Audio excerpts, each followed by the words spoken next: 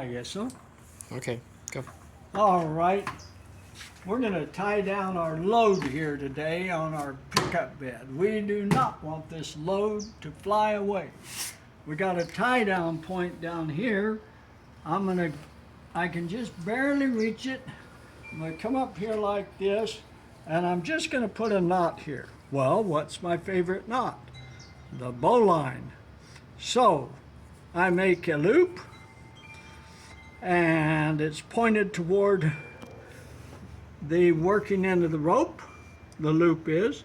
I go up through the loop, and no, I'm sorry. Since the cross is on top, I need to go down through the loop, then up around and come up like this. Was that very, very confusing? But anyway, let me try that again. So I'll make a loop this way or this way. Doesn't matter, because what I'm going to do is I'm going to look at where the standing end of the rope is. If it's on the bottom, I'm going to come up through the bottom. Does that make any sense? And then back in like that. Now the nice thing about a bowline is I don't have to go way down here to untie it. It's going to be up here on the top of my load. I'm going to go around like this. So I sure like that bowline knot. It's not going to work for everything in the world. And I'll show you one case where you wouldn't want it. Well, that's where you're tying it off. I'm going to go around my tie-off point at the end, and I certainly don't want a bowline here because a bowline is not made for cinching down things. We need a knot where you can cinch something down. Well, one thing I could do is do a loop and then put my rope through that, and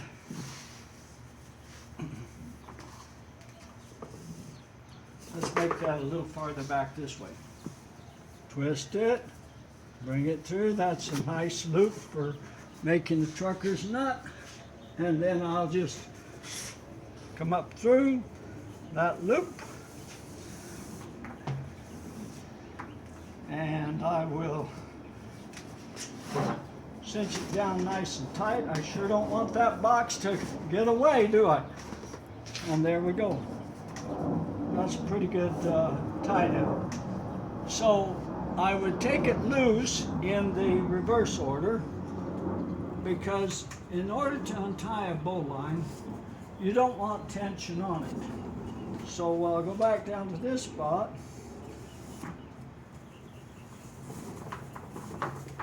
And this nice little loop here has the beauty of being very easy to undo. And then I'll just take and pull my rope out. I've got this guy loose now, so I can undo it. Where's the back of that knot? Where's the back of that bowline? Well, the back of it is not the crossed loop, but the loop that's just around like that. You take and you got plenty of slack to do that, to loosen it. Do you see that? That's the way the back of a bowline works. And it's just a beautiful knot for untying. If you had to have it on a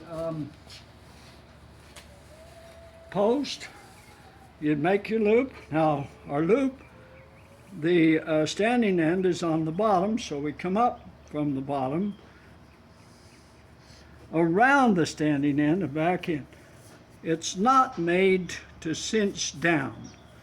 So if you were going to put it around an animal's neck, which is a wonderful thing because it won't cinch down, but in this case, the thing is so loose that the animal would get away. So we're going to have to make it a little bit tight before we finish the knot.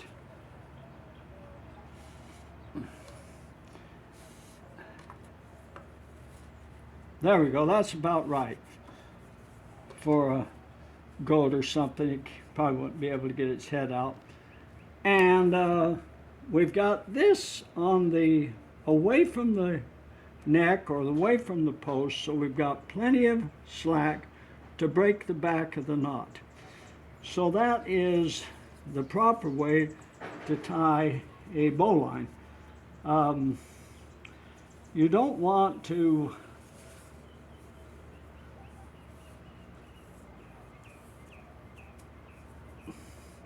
use that same method if you're just going to do a loop in the end of a rope. You would just grab your working end, put it around your standing end, twist it, and there is a very secure loop in the end of your rope and very easy to tie.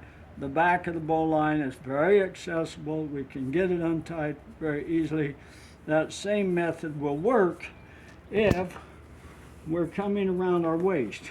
You'll want the working end in your right hand and the standing end in your left hand. Just go over it and twist it, come up around the standing end and back down. I've never actually had to tie a loop around my waist to be rescued, but if you did, that's one way you could do it. A lot of people talk about doing it like this. I don't recommend it. What if you were to fall off that ledge with your your hand in there, or heaven forbid you'd be putting your wrist in a rope like that when you were trying to tie a horse or something like that. You'd likely get seriously hurt. So back to how to untie a bowline. Well, coming from your standing end, you come to this loop. This is just a simple loop. And your standing end, if it's real taut, you got a problem. But if it's loose, that's when you can just break the back and pull it out. That's about exhausts my knowledge of a bowline. I hope you have good luck tying it. There's just tons of uses for it. Have a great day.